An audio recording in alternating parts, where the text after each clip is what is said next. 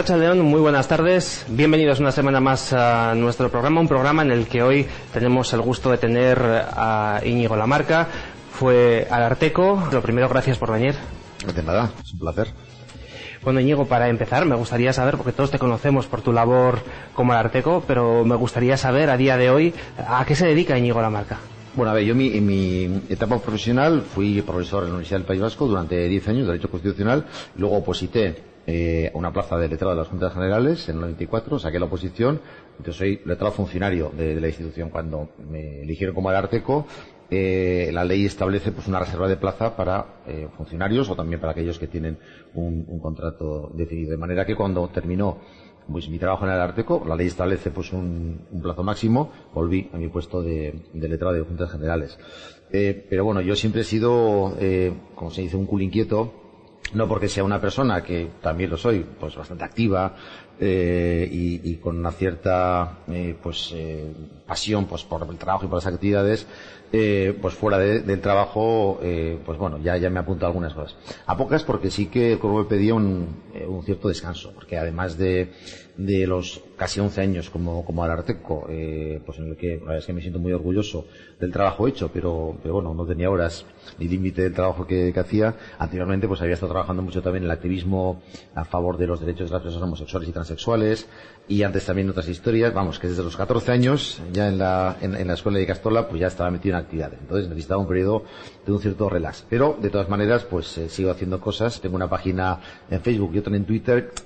Procuro no incluir opiniones, y lo que hago es, porque me encanta, una de mis pasiones es leer prensa, entonces reboto noticias relacionadas todas ellas con derechos humanos, derechos de las mujeres, derechos de las personas LGTB, medio ambiente, etcétera.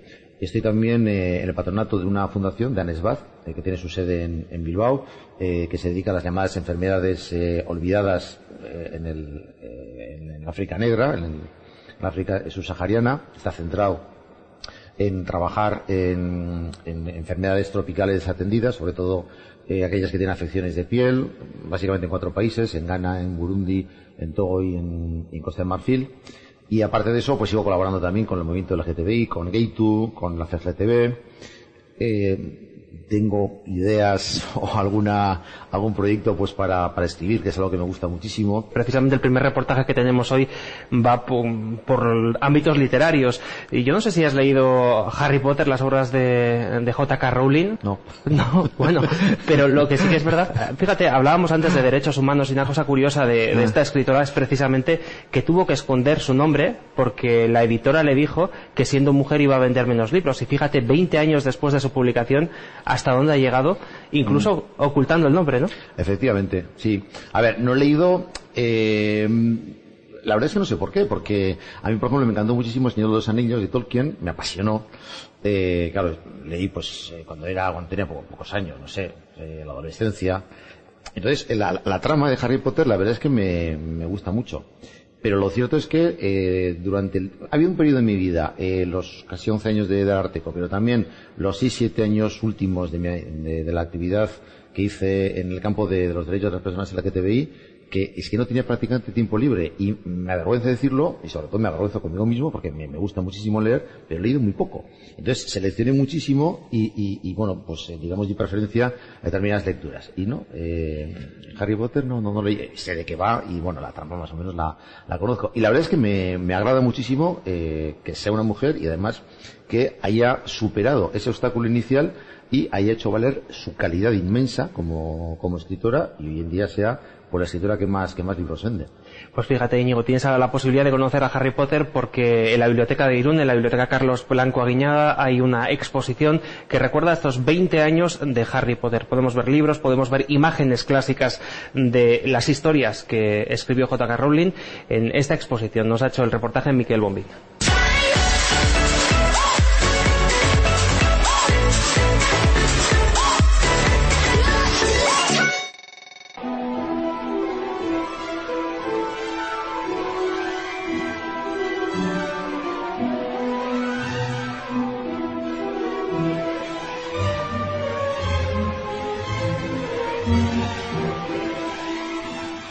Cuéntanos, ¿qué es lo que podemos encontrar en esta muestra de Harry Potter? Esta muestra es eso, una muestra.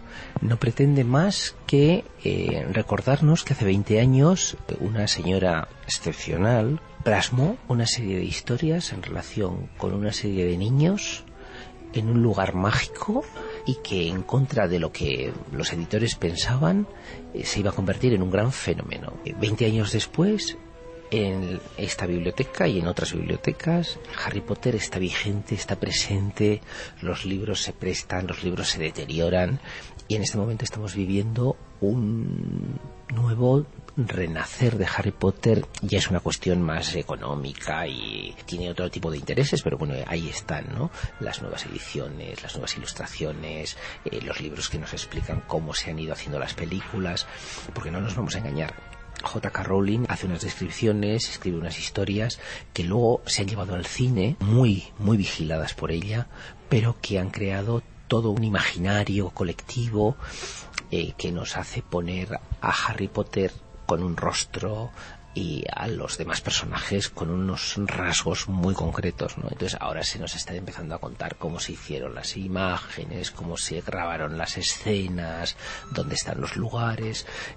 Hay una serie de rutas, exposiciones, acciones que nos llevan a conocer mejor esa historia, que ha enganchado a ya varias generaciones y que hace que quien llega a Harry Potter generalmente continúa por sendas de lectura y de conocimiento. Todo el mundo que venga aquí puede encontrarse desde libros de Harry Potter en 3 idiomas, en euskera, castellano e inglés, y luego también alguna varita y muchas fotos también. Nosotros hemos hecho una muestra modesta, pero nos parece que lo visual es importante. Hemos elegido algunas imágenes de las películas, de espacios concretos. Nos han ayudado algunos lectores a elegir las imágenes, pues porque tampoco estamos versados en todo, pero hemos tenido el apoyo de usuarios, de lectores, que nos han animado. Pues la estancia común de Gryffindor es interesante porque pasan ciertas cosas, o el despacho de la profesora tal, pues pasan otras. Entonces hemos elegido algunas imágenes que son más o menos llamativas, hemos hecho una selección de imágenes de los principales protagonistas, hemos hecho un recorrido por algunos espacios o por algunos hechos concretos de las historias y los hemos plasmado, acompañando pues a las distintas ediciones en los distintos idiomas, a las nuevas ediciones, a estos libros que hoy en día se están editando en relación con cómo se han ido desarrollando las distintas películas. Volviendo a hablar sobre J.K. Rowling, hace ya 20 años que publicó su primer libro, Harry Potter y la Piedra Filosofal. Es impresionante que haya llegado a tanta gente ese libro. Ahí está la capacidad, la imaginación, los valores que pretende transmitir J.K. Rowling, su capacidad para demostrar que, a pesar de verse obligada a camuflar su identidad desde un punto de vista económico y presionada por la editorial, es una gran escritora, ¿no?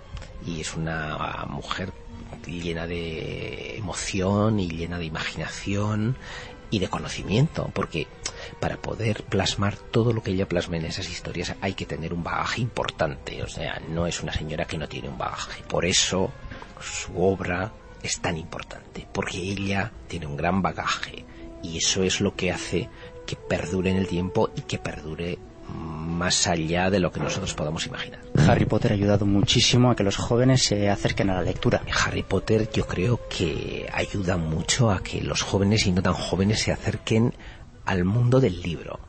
Y lo más interesante es que hay muchos que desembarcan en el cine, en las historias, pero que se dan cuenta que es mucho más interesante leer primero el libro y luego ir al cine, porque las historias de J.K. Rowling reflejan en sus textos muchas más cosas, muchos más detalles de los que surgen en las películas, que nos ayudan, bueno, pues a poner ciertas imágenes más allá de nuestra imaginación.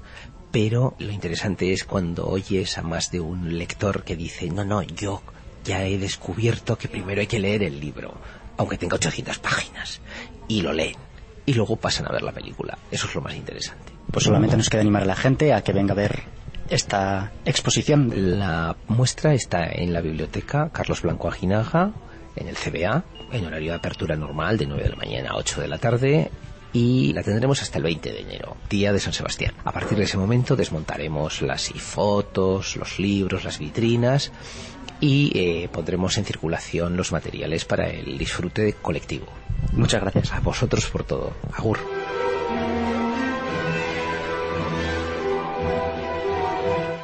Bueno, Íñigo, pues quizás la asignatura pendiente, ¿no? Harry Potter. Uy, tengo tantas. Oye, la que no es una asignatura pendiente para ti, tal y como comentábamos al principio de la entrevista, es todo el activismo que has tenido en el colectivo LGTBI, un colectivo que en Euskadi empezó a visibilizarse gracias a Geitu, que lo creasteis, si no me equivoco, en el año 97, y han pasado unos cuantos años.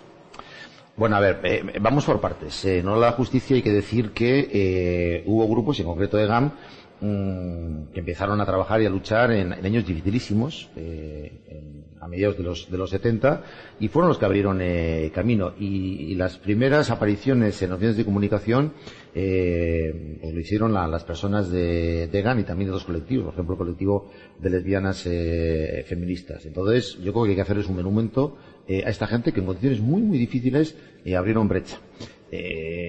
Pero eran condiciones efectivamente muy difíciles, y a pesar de que tuvieran alguna presencia en medios de comunicación, la hostilidad homofóbica pues era enorme, y tuvieron que, insisto, que trabajar, que luchar en condiciones muy muy difíciles. Nosotros creamos Geitu, hubo también otras asociaciones que se crearon a mediados de los 90, efectivamente en el año 97, y cogimos como modelo algunas organizaciones de la segunda generación del activismo LGTBI, que venían pues con nuevas ideas, con nuevos planteamientos, pero que fueron posibles merced al trabajo que anteriormente hicieron estas organizaciones pioneras que trabajaron tan duramente en épocas tan difíciles. Las aportaciones de Geitu fueron hacer un planteamiento para encauzar todo relacionado con el colectivo LGTBI, con las construcciones doctrinales más desarrolladas, más avanzadas en materia de derechos humanos. Hicimos muchísimo hincapié aportando argumentos jurídico-políticos sociales para defender que las personas de orientación homosexual o de identidad transexual pues tenían los mismos derechos que el resto. Pusimos mucho el foco en nuevos derechos. Inicialmente hubo que defender el derecho a la libertad. Tengamos en cuenta que la década de los 70 todavía está en vigor la ley de peligrosidad social. Había que denunciar aquello, había que luchar por la libertad. La primera manifestación que hubo en Barcelona había llegado ya a la democracia en junio, finales de junio del 77, fue reprimida por la policía. Es tremendo, ahí están las fotografías. Bueno, pero las cosas, insisto, fueron avanzando, y ya en la década de los 90 empezamos a reivindicar igualdad de derechos y pusimos el foco en los derechos de las personas, o sea, las parejas, o aquellas personas que estaban emparejadas, porque había un derecho, el derecho al matrimonio, que está reconocido constitucionalmente, pero está vedado, es bien sabido, para personas del mismo sexo. A su vez, había habido un desarrollo por parte de las personas y las familias de gays y lesbianas, de manera que había algunas personas que individualmente habían tenido, sobre todo mujeres lesbianas, habían tenido hijos, y había que amparar, había que proteger los derechos, no ya solo de las personas, de las mujeres lesbianas, sino también de sus hijos, que estaban en absoluto desamparo. Entonces, pusimos sobre la mesa pues nuevas cuestiones. Hicimos muy bien también un trabajo de coordinarnos, de agruparnos, de unir fuerzas entre los colectivos LGTBI, que tenemos unas relaciones tanto en Euskadi como en el conjunto del Estado muy buena, y también hicimos una labor, yo creo que muy importante y eficaz, para conseguir, aliados, y sobre todo para llevar nuestra reivindicación y nuestra causa a todos los ámbitos institucionales, ámbito de los partidos políticos, de los sindicatos, de otras organizaciones. Conseguimos unir nuestros derechos y nuestras reivindicaciones con reivindicaciones semejantes, por ejemplo, de los colectivos feministas, que abogaban y siguen luchando, porque todavía no se ha conseguido la plena igualdad entre mujeres y hombres, siguen trabajando en este campo, etcétera, etcétera, etcétera. Tuvimos, no sé si la fortuna, la suerte o el acierto de conseguir que los medios de comunicación pues abrieran de par en par las puertas para que pudiéramos a través de los medios llegar al conjunto de la sociedad, aportando nuestras reivindicaciones, nuestras demandas, nuestros puntos de vista, y eso nos dio pues muchísima visibilidad. Yo fui al principio, por lo menos, como presidente de Geitu, pues el que empezó a aparecer en los medios de comunicación. Después vino mucha más gente, de manera que, el resultado de toda esa labor que hicimos pues fue que el avance en el plano legal y sobre todo, para mí casi más importante, en el plano social ha sido absolutamente espectacular. De forma que, pues en las últimas décadas, si hacemos un repaso de cómo han sido las cosas en 30 años, pues podemos hablar de una revolución, en este caso una revolución absolutamente positiva, absolutamente maravillosa, porque lo que ha hecho es ensanchar derechos e incluir digamos, en lo que es la normalidad, ensanchando este concepto a personas que durante siglos habían estado extramuros de las normas sociales. Fíjate, en los años 90, precisamente volviendo al año 97, cuando se crea Gaitu, era muy difícil en los colegios encontrar a una persona fuera del armario, a unas edades muy complicadas, 15, 16, 17 años. Hoy te vas a cualquier instituto y ves a más de una persona que ya ha salido del armario. Sí. Por lo tanto, los síntomas que hay en la sociedad vemos que son positivos y que efectivamente ese trabajo poquito a poco ha ido llegando a buen puerto. No sé si tú, creo que tenías 15, 16 años cuando fallece Franco, cuando eras joven, quiero decir, tenías esta edad. No sé si te imaginabas que en el año 2017 la situación iba a ser así en España. No, en absoluto. Porque mira, te voy a dar muchísimos más, pero dos datos. Uno es que siendo yo adolescente, no sé qué edad tendría, pues esa edad más o menos, un año más, un año menos. Había una revista al caso, bastante sensacionalista, y yo recuerdo ver, además que fue tan impactante que recuerdo, había una librería, la librería Xiomara, en la plaza de Aso, y solía tener revistas expuestas fuera. Entonces, una vez que pasé por ahí, le pasa bastante, vi la portada del caso que dice, encuesta hecha pues a ciudadanos en relación, bueno, el tema era, ¿a quién no querrías tener como vecino? Y daba pues una serie de colectivos, digamos, indeseables o que tenían, digamos, mala prensa, mala fama, que estaban cargadas de negatividad. Personas asesinas, inmigrantes, gitanos, homosexuales. Estamos en último lugar, detrás de los asesinos. La gente prefería tener como vecino a un asesino convicto que a un homosexual. Estamos hablando de mediados de los 70. Un dato. Segundo dato. Ya había surgido Gaitu. En mediados de los 90, o daré dos. En un reportaje televisivo, eso siempre lo cuento porque es que tiene muchísima guasa, un periodista, con sentido del humor, hacía la siguiente pregunta en la calle. ¿Es usted heterosexual? Heterosexual. Y, bueno, las respuestas fueron, pues, muy variopintas. Yo recuerdo, se me llegó a grabar la respuesta de una señora que indignadísima respondía, ¿qué me está usted diciendo? Yo no soy heterosexual, soy normal.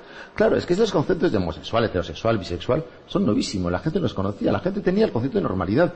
Y en toda normalidad entraba exclusivamente las relaciones entre hombre y mujer. No cabía, en el pensamiento no cabía otra cosa. Hay un profesor argentino-francés, Daniel Borrillo, fantástico, fabuloso, con una mente privilegiada, que escribió un libro sobre la homofobia. Este decía que todo relacionado con la homosexualidad estaba más allá del límite del conocimiento. Es así, es decir, había un marco mental y un marco social también, en el que no cabía. Era una cosa que es que no se concebía. No se concebía. Bueno, de ahí hemos pasado a una situación en la cual hay una plena normalidad. A mí se me saltan las lágrimas de emoción cuando veo a chavales de esta edad, cuando yo era adolescente, que viven con absoluta naturalidad su orientación sexual, de manera que no hay distingos, ¿no? A ver, hay focos de homofobia todavía, cuidado, y hay que trabajarlo, pero en general se puede decir que las personas que se sienten homosexuales, porque uno además se siente homosexual, de norma general, a mí por lo menos así me pasó, cuando despierta la sexualidad, pues te gustan chicos o te gustan chicas. A mí me gustaban chicos y solo chicos, y uno, y otro, y otro. No sé cómo decirte, solo chicos. Y estaba en un colegio mixto, con chicas y chicas. Me llevaba muy bien con las chicas, pero no me despertaba ningún deseo sexual, ninguna atracción sexual. Luego supe qué era eso. Al principio me llegó un susto morrotudo. Hoy en día no. Afortunadamente hay información y se dan las condiciones sociales y también las condiciones adecuadas en la escuela para que un niño o una niña, si se siente homosexual o se siente de una identidad transexual, que eso puede manifestarse a una edad todavía más temprana, pues lo viva con absoluta normalidad. Entonces, la verdad es que a veces en la historia pasan cosas buenas, y esta es una de ellas. Fíjate, España está en la vanguardia, pero todavía hay un gran número de países en los que la homosexualidad está incluso penada con pena de muerte. No sé si llegaremos a ver una normalización a nivel más global. Llegaremos a verlo, yo estoy convencido. Ahora, yo no sé si mis ojos lo verán. Es decir, esta es la situación de homofobia institucional, pero también de homofobia social radical que existe en algunos países, que darle la vuelta a eso pues va a necesitar mucho tiempo. Y yo desgraciadamente creo que no lo voy a ver. Mira, esta esta mañana de una charla sobre derechos humanos, y una de las cuestiones que, con imágenes, pues para que fuese más ágil y más amena la charla, sobre derechos humanos en general, evidentemente pues incluidos los derechos de las personas LGTBI. Y he puesto una imagen que generó escalofríos. Y es, no sé si era Siria o en Irak, el ISIS, una homofobia tremenda, ha asesinado a personas homosexuales. ¿Cómo? Arrojándolas de azoteas al vacío. Imágenes de eso. Yo he proyectado una imagen de eso. La gente se ha quedado petrificada. Eso está ocurriendo. Está ocurriendo. Entonces, en esos países, o por parte de esos fanáticos, ¿van a cambiar de mentalidad? Espero que lo hagan. Y si no son ellos, al menos, pues la gente de esas sociedades sí. Pero costará tiempo. Pero hay que trabajar porque lo que es inadmisible es que, según datos de Amnistía Internacional, hay cerca de 80 países en el mundo donde la homosexualidad está penado, legalmente penado. Y son más los que tienen, digamos, a pesar de que no existe una ley penal, o sea, mejor dicho, una pena por ser homosexual o por tener prácticas homosexuales, hay un rechazo social fortísimo. Entonces, hay que trabajar muchísimo. Las herramientas son aquellas que se han utilizado en los países más desarrollados, y es, digamos, quitar el velo de la invisibilidad y hablar en términos de derechos humanos y hacer valer aquello que dice la Declaración Universal de Derechos Humanos. Todos los seres humanos nacen iguales en dignidad y en derechos.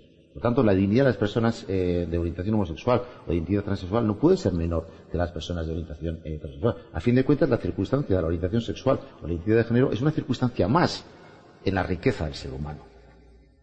Es que nos pareciera absurdo, por ejemplo, que a las personas rubias se les discriminase o se les arrojase de la azotea porque son rubias. Bueno, en algunos países africanos a los albinos se les rechaza, se les discrimina. ¡Qué horror! Bueno, pues estas cosas ocurren. Entonces, lo que hay que hacer es hacer valer la dignidad de todos los seres humanos en su diversidad, en su amplia diversidad. Y claro, desde el punto de vista de la razón, esto parece que es fácilmente entendible. Pero bueno, pues hay, digamos, prejuicios muy arraigados que Einstein creo que era el que decía, ¿no?, que es más difícil romper un prejuicio que un átomo. Pero hay que trabajar muchísimo. Íñigo, en el año 2004, precisamente el año en el que se aprueba la ley del matrimonio igualitario en este país, tú empiezas a ser ararteko, y de quizás centrar tu activismo en el colectivo LGTBI, de repente te encuentras que tienes que hacer valer otro tipo de derechos humanos en esta institución. No sé cómo fue ese primer golpe de llegar a tu despacho y empezar a ver problemas de todos los tipos. No sé si eso te abrumó un poco la cabeza. No, fue apasionante. Yo recuerdo cuando tomé posesión como ararteko, digamos, el lema que empleé en esa presentación fue defender todos los derechos de todas las personas. Y efectivamente, cuando llegué a mi despacho, me encontré con que el trabajo del ararteko tiene dos ámbitos de actuación o de trabajo. Uno es la gestión de las quejas que presenta la ciudadanía por mala administración. Hay un amplio equipo de juristas especializados en sanidad, educación, etcétera, que analizan esas quejas. El ararteko lo que tiene que hacer es ser un director de orquesta de todo eso, estar encima de todo y dirigir muy bien ese equipo. Pero hay un segundo, y yo pues me esforcé porque eso fuese así, y porque el grado de eficacia, sobre todo en la resolución de las quejas, y que las administraciones cumpliesen esas resoluciones, aumentase, y los resultados pues fueron positivos, fueron buenos. Pero hay un segundo ámbito, y es la mejora de las políticas públicas, para lo cual tienes que conocer lo que pasa en la realidad. Entonces, yo me propuse conocer esa realidad en todos los ámbitos donde existiera alguna supuesta discriminación o una indebida protección de derechos o de garantías. Para lo cual, pues me entrevisté con muchísimas ONGs. En Euskadi tenemos un tejido asociativo absolutamente fabuloso, una riqueza formidable, y pues mantenía cerca de 120, 130 reuniones a lo largo del año, yo personalmente.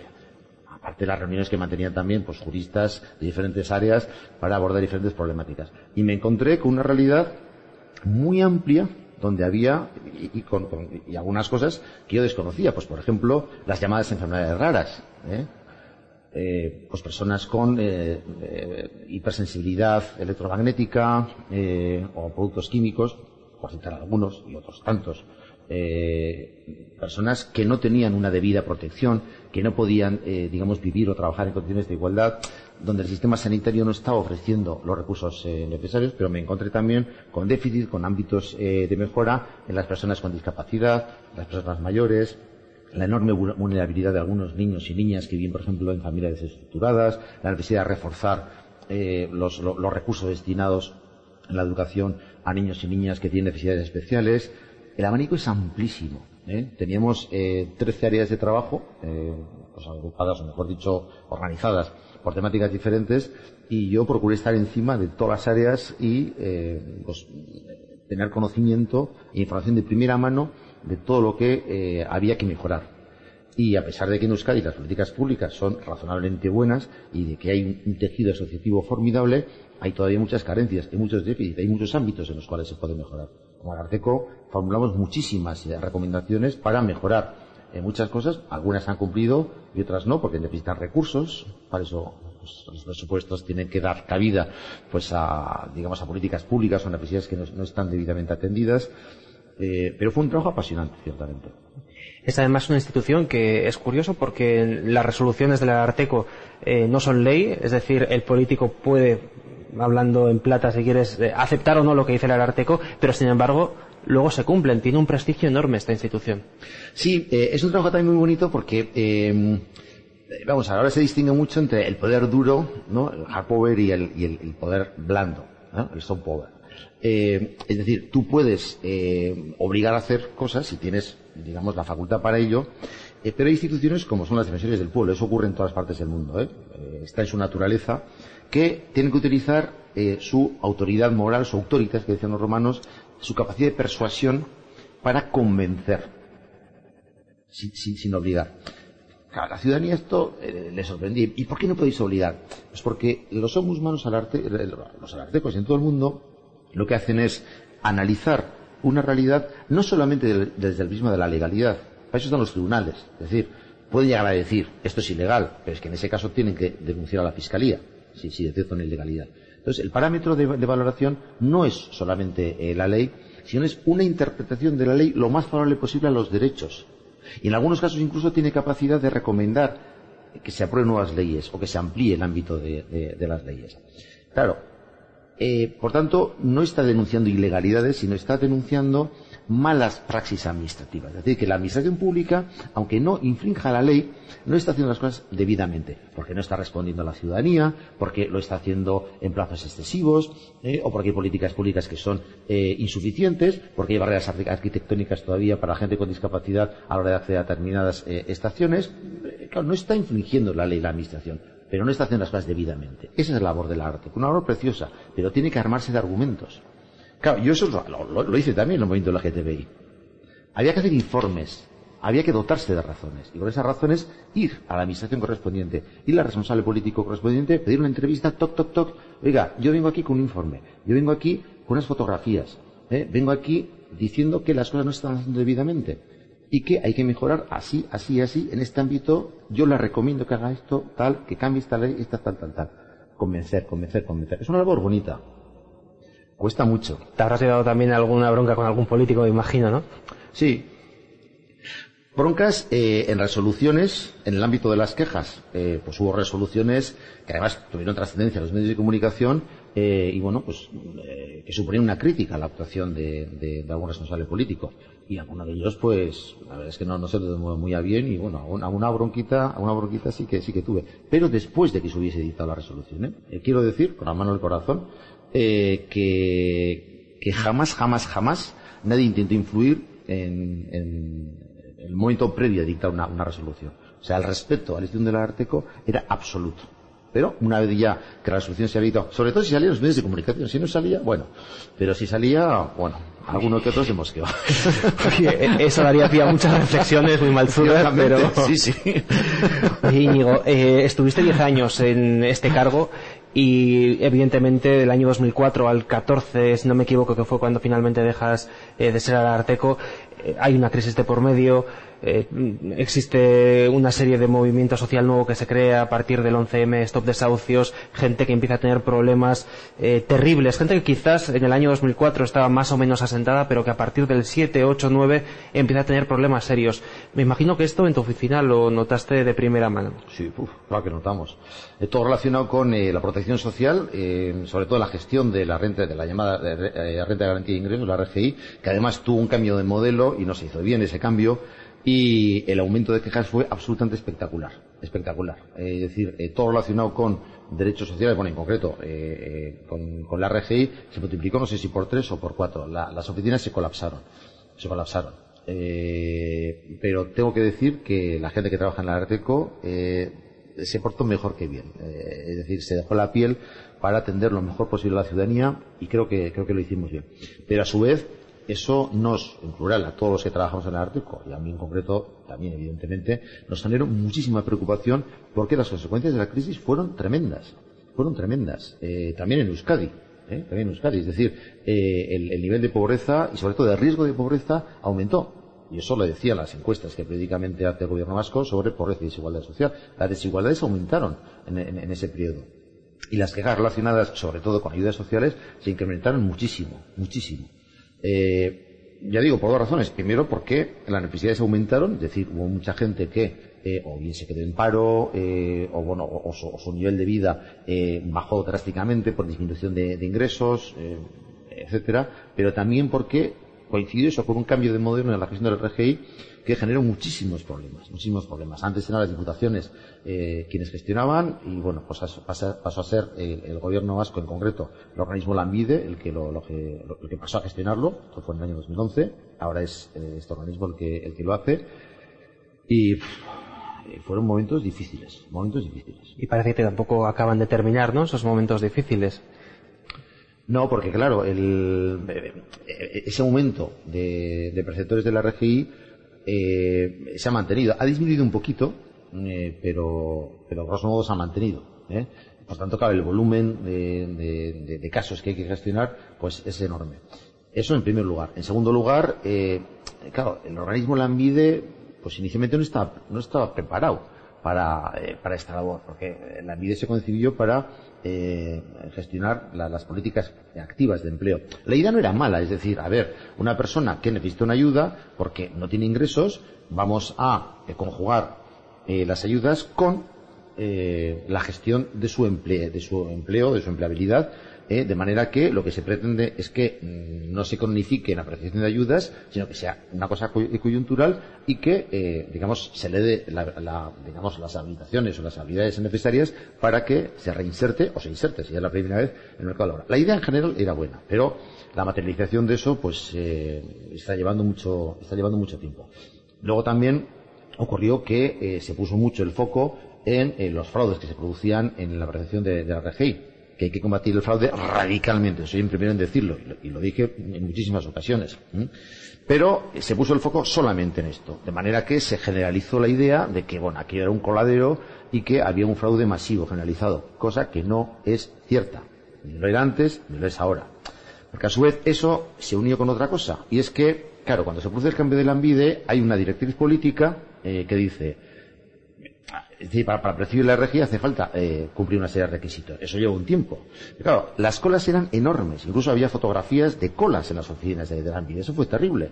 Entonces, un responsable político dijo, esto hay que acabar, y por tanto vamos a dar provisionalmente a todo el mundo que pida la RGI. Luego, si no reúne algún requisito, ya se le quitará.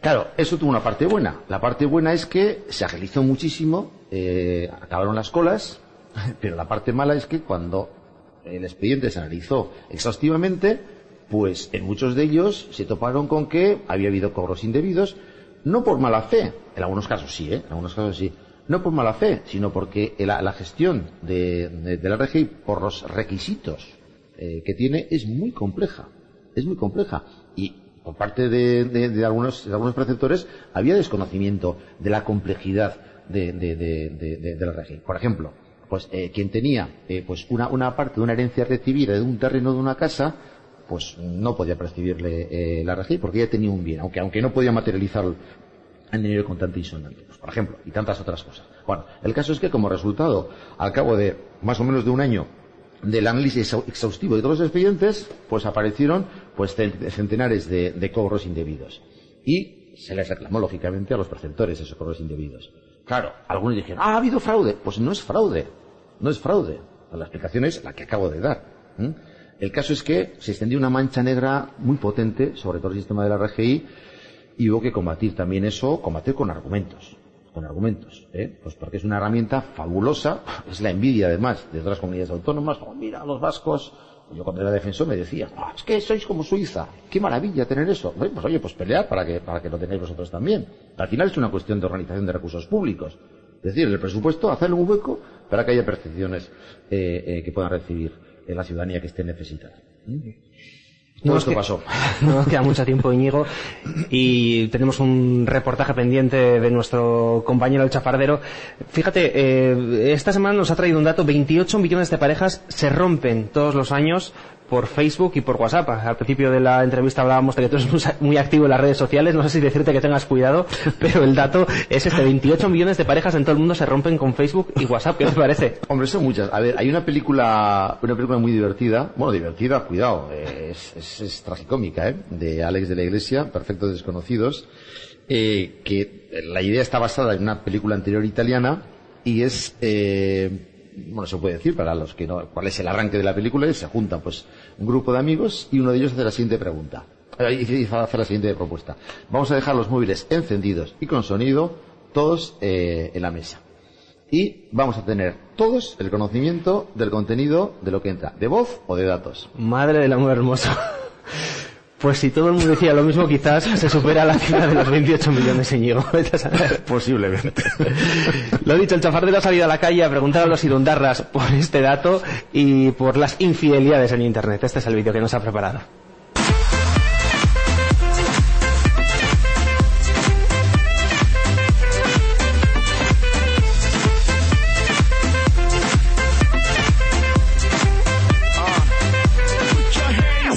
Eres un enfermo, eres un enfermo, eres un enfermo del cibersexo.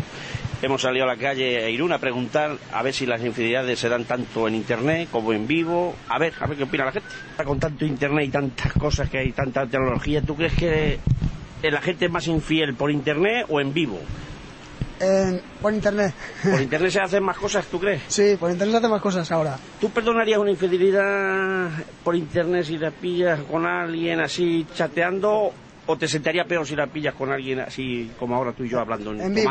En vivo sí. Te sentaría peor, lo ¿no? mataría. Hombre, está todo. ¿Sí? Sí. Porque la quieres mucho. El amor mata, como se dice. Sí, el amor mata. ¿Has tenido alguna experiencia así que puedas contar? O... No, bueno. No, bueno, que no quieres contarlo, ¿no? No puedo contarlo.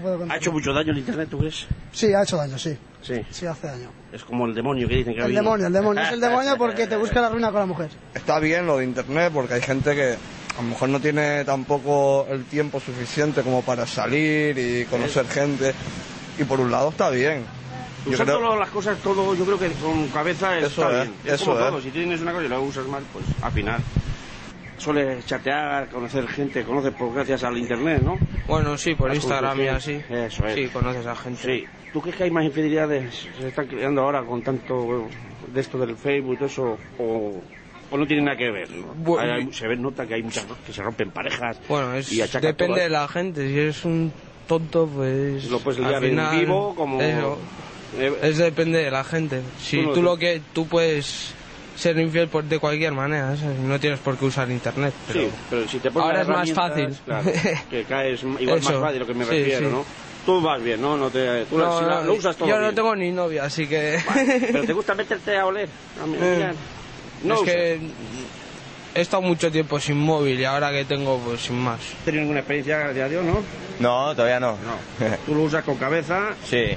Y nada más. No, lo uso con cabeza, sí. Prefiero... Y para controlarme en eso. Conocer a la gente en vivo. Mejor. Sí, mejor. ¿Sí? Siempre mejor en vivo. En Internet hay muchas mentiras. Han salido si se usan todas las cosas, las herramientas como se debe. Eso es. ¿Verdad? Puede ser bueno Internet si se usa pues todo, o sea, en su justa medida, no sé. Digo, ¿se dan muchas infidelidades, tú crees, por Internet o también así en vivo? ¿Tú qué crees? Yo creo que igual, por Internet o por mitad, sí, yo creo que sí. El que está para eso lo hace tanto en Internet como... Eso es, sí. Tú lo usas para conocer gente y punto, ¿no? Sí, bueno, y hablar con mi familia, que yo soy de fuera y lo uso para hablar con mi familia. Eso viene bien también, sí. ¿no? y os veis. Eso ya es otra aplicación. Sí, bueno, ¿no? eso por Skype. Eso es bonito, que ves a la persona. Bueno, eso lo puedes usar también. También. El cibersexo, ese que ahora hay famoso. Hay unas palabritas que... Sí, yo nunca uso eso, pero sí hay gente que lo usa para eso. Nadie no usa eso, hombre. Sí. ¿Tú crees que si tú pillaras a alguien así, que tú quieres una persona y le pillaras, tú crees que la perdonarías? ¿Eres celoso? ¿Que la pilles ahí chateando viendo una película porno, por ejemplo? No, si una película porno... ¿Eso es infidelidad? No. Yo creo que no, la mayoría de gente lo hace, yo creo. La mayoría, ¿no? Si el 100% la harán el 99%. No, a ver, si lo pillas, por ejemplo, hablando con un tío, cosas más serias, igual... Ya ahí sí que... Hombre, igual luego te dicen, no, que lo estoy haciendo para aprender. Porque... No, yo no me lo creía, vamos, no sé. Y todo haciéndolo bien, pues todo lo sale bien. Hay que usarlo bien, vamos. Eso. No para otras cosas, vamos. Pues nada, viva el cibersexo. Igualmente. Bueno, Íñigo, pues ya hemos visto que los irundarras también algo de miedo le tienen a veces al ordenador y a las redes sociales. Cuando hablamos de derechos, los expertos hablan de diferentes generaciones de derechos. Es decir, los derechos se van ampliando y van surgiendo nuevos derechos. Por ejemplo, una cuestión, un derecho que habría que proteger mejor o del que habría que hablar más y más profundamente es el derecho a la intimidad, el derecho a la privacidad. Y las redes sociales, claro, alguien puede decir, no, es que es todo voluntario. Sí, pero luego el uso que se hace de determinadas imágenes, etcétera, muchas veces van más allá del consentimiento que ha dado la persona que ha volcado una información o que ha puesto una fotografía en un sitio. En una cena familiar, por ejemplo, ¿no? La típica foto que te sacan y luego apareces en 3 o 4 perfiles de Facebook diferentes que dices, ¿tú qué hago? ¿Te he visto en internet? Eso ocurre. Eso ocurre, claro, efectivamente. ¿Y puede haber lío legal por algo así? Hombre, la ley yo creo que tiene que avanzar bastante. La ley tiene que avanzar. Bueno, y ahora otra cosa, ya más allá de esto, pero relacionado también con redes sociales, están los fake news, o sea, las falsas noticias. El presidente Macron ha dicho, no, esto, y se está presionando a Facebook y a Twitter, bueno, fake news de una parte y de otra parte los insultos, las amenazas y tal que hay en este Twitter y en Facebook. Hay quien ha pedido a Twitter que cierre la cuenta de Donald Trump. Con lo divertida que es. Sí, es divertida, pero a su vez pues tiene palabras gruesas, insultos, etcétera. Entonces hay un debate formidable en todo esto y Macron, como digo, ha propuesto una ley específica para prohibir en las redes sociales las falsas noticias. Eso genera mucha polémica. La libertad de expresión está por encima de todo. Sí, está por encima de todo, pero por ejemplo la Constitución española habla del derecho a la información veraz. De la información veraz. ¿Quién contrasta la veracidad de una información? Pues en principio, quien da la información tendría que tener la obligación de contrastar esa información para que sea veraz, para que no sea falsa. Son ámbitos nuevos de debate, pero que están ahí y que hay que hacerle frente. Es decir, pues yo creo que es absolutamente necesario pues una reflexión seria a nivel social y también el legislador se tiene que poner las pilas y hacer frente a las nuevas situaciones. No sé si para prohibir, si para limitar, pero sí por lo menos para regular de manera que los derechos de la privacidad, de la intimidad y también del derecho a la información veraz queden debidamente salvaguardados. Pues sin duda nos espera un mundo apasionante en lo que se refiere a este tipo de cuestiones. Íñigo Lamarca, eskerrik asko etorri izanagatik eta aurren arte. Cuando seguimos en arte, agur. Nosotros cerramos hoy el programa como siempre en compañía de Superpagola y volvemos en 7 días con más actualidad. Agurretando izan.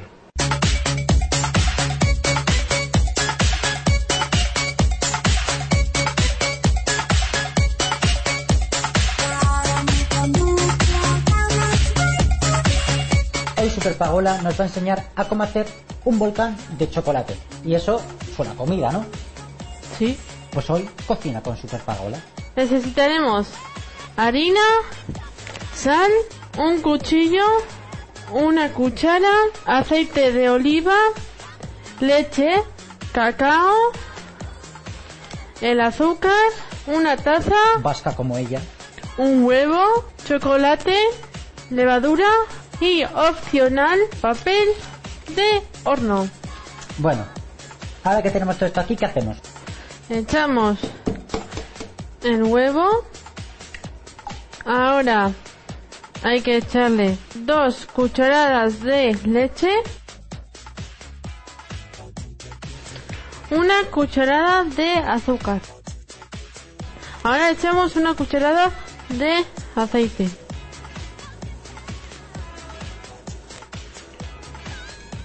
Una pizca de sal. Echaremos 3 cucharadas de harina.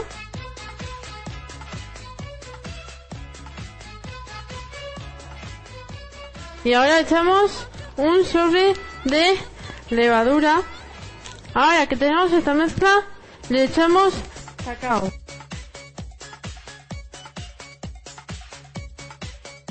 Lo vamos a remover. Ahora sacamos el microondas. Ahora abrimos el microondas, quitamos esto y metemos al microondas. Y ponemos 1 minuto en microondas.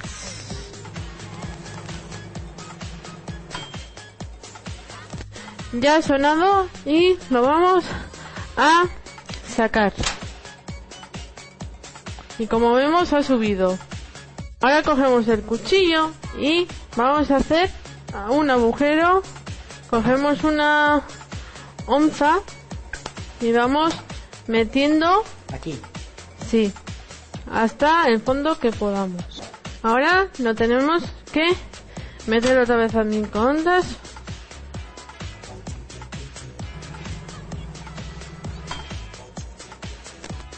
Ya han pasado 1 minuto y lo vamos a sacar. Hemos sacado del taza y vamos a cortar por la mitad. Y ya está.